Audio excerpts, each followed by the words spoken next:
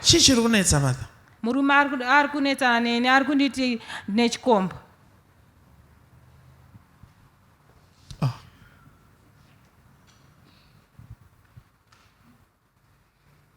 You mean kuti zvechikomba zvakangotanga just from nowhere? Aiwa. Inyaya yekuti ini ndikasangana naye anoita chirwere chepabonde. Okay. Chinenge chabvawo? Anditoziveni Prophet. Yes.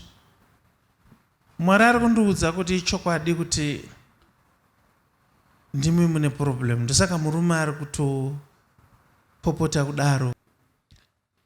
Problem iri kuitika pamuri imi ndeyekuti muri munhu anoexperimenta. Munoziva vanhu vanonzi vanoexperimenta?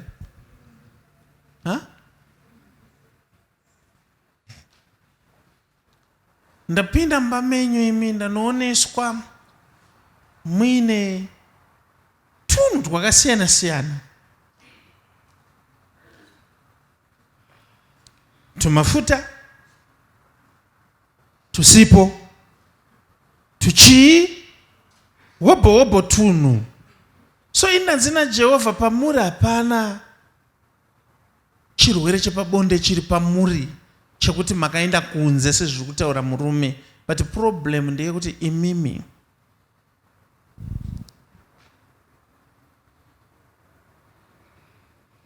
pane zvinhu zvakawanda zvandiri kuona zvamuri kugeza nazvo izvo. Ndenchiedzawo kufadza murume wangu ishe Prophet. Manje kufadza kwacho kana kwakuzodai hakusina kunaka. Vanamai, I want you to listen to me now. Pana kambonzwa nyaya inonzi ecosystem. Do you know ecosystem? Takamboita kuchikoro.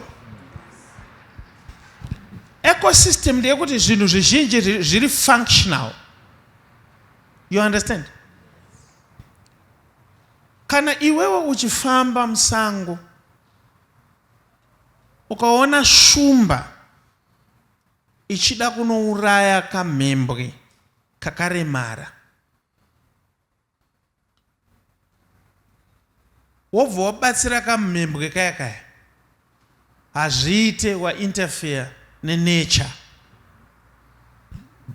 Nekuti pauri kutorera shumba yenyama, shumba yawo zive kuti yapedza mwedzi mingani ichitaimira kuti ndizobata kamhembwe aka. Uye hauzive kuti kunogara shumba kune vana veshumba vangani vakamirira kamhembwe ikako. I want you to listen to this. Kune inonzi mouthwash. You understand mouthwash? Yekuti kana uchigeza mazino kazhinji tinoshandisa toothpaste ne toothbrush, is it? Chanzo kwa mwao toshandisa Colgate. Saka paunoshandisa toothpaste paipai, unogona kufarira kuti rekedza ndishandise mouthwash. Wesa mouthwash. But mouthwash paunoisa mukanwa, every day ukareplace mouthwash ne toothpaste, uchikuchukudza unonouraya magerms ari mukanwa. But ukamauraya ese unotocreate problem mazino, nekuti mazino ako akatosikwa aine mamwe magerms anofanira kunga arimo, anofunction rimwe basa. I don't know, I want you to listen to this.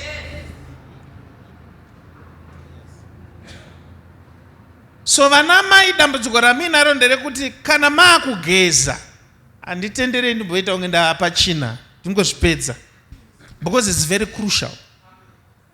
Imimi munoti kana maakugeza munofunga kuti mukashandisa sipo machena.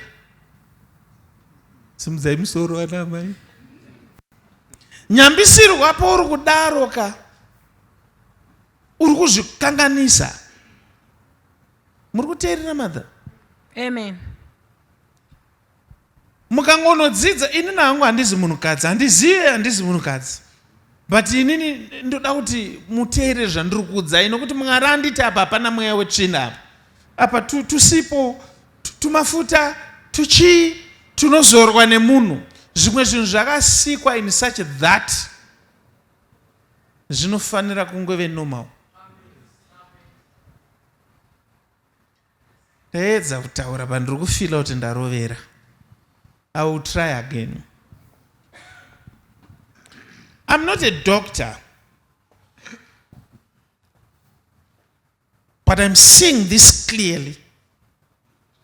Kuti imba yamai ava iri kuparara nokuti murume ari kufunga kuti vane chikomba, nokuti pese paasangana navo ane kurwara kwaari kuita. But Mwari ari kundiita amai ava vane sipo dzavanoshandisa pavasingafaniri kushandisa sipo, pavanofanira kushandisa mvura.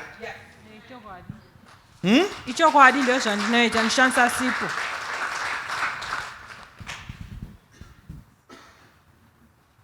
Panorayirwa mwana wamambo ka iwe muranda ita sei? Kutori nani zvimasipo zvake ikokoko. Hazvina basa ndezvekuorganization yakanzi ndeyekupi. Hazvina basa kuti wakazvitenga paonline. Teerera zvandiri kutaura izvi. Zvimwe zvinhu hazvina mweya wetsvina izvi. Somudzai maoko mama. Ndichakunamatirai,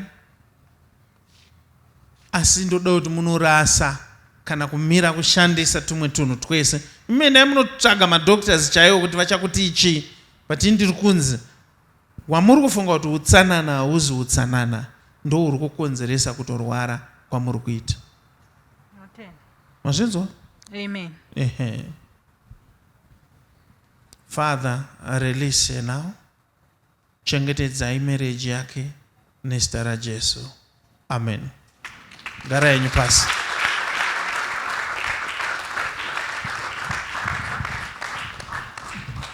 Pane pandaimbochengeta fish. Zvezve mafish ponds zvezve. So ndakashamisika kuti pandakangoisa mvura, after some days toone shiri dzakutouya. Kuti uzive kuti shiri dzaudzwa nani kuti apa ndope kunumwira mvura apa, hauzive. Asi shiri dziya dzaakuita se padzinonotambira muloni zoita madororo. Loni yangu yakutowana manyowa, ndo yatiri kuti eco. Kana uri munhukadzi, pane zvimwe zvinhu zviri pauri zvakasikwa naMwari zviri pauri. Manga muchiziva here kuti mumiri medu imo medu mutori nemagems arimo, but magems iwayo ane zvaanoopareta panyama yedu. Magems mamwe chete iwayo ukapedza ese unogona kuita imwe problem. Ukati handisi kuona chinonzi magems unogona kuita imwe problem kutodevelopa imwe condition. Saka zvakasikwa zvichibalansa kuti magems ari pauri anodyawo chakati, but kana adya chakati anofanira kuve neuwandu hwakati, but hafaniri kuzopedza zvakati. Saka muchinzwa miri uchitaurwa nyaya yonzi une masoja arimo mumiri, masoja ane mhando yakati, but anofanira kuzodai onodai. Inini hangu ndangozvitaura semufundisi nokuti ndaona kuti marriage yamai yapadhuze nekuparara.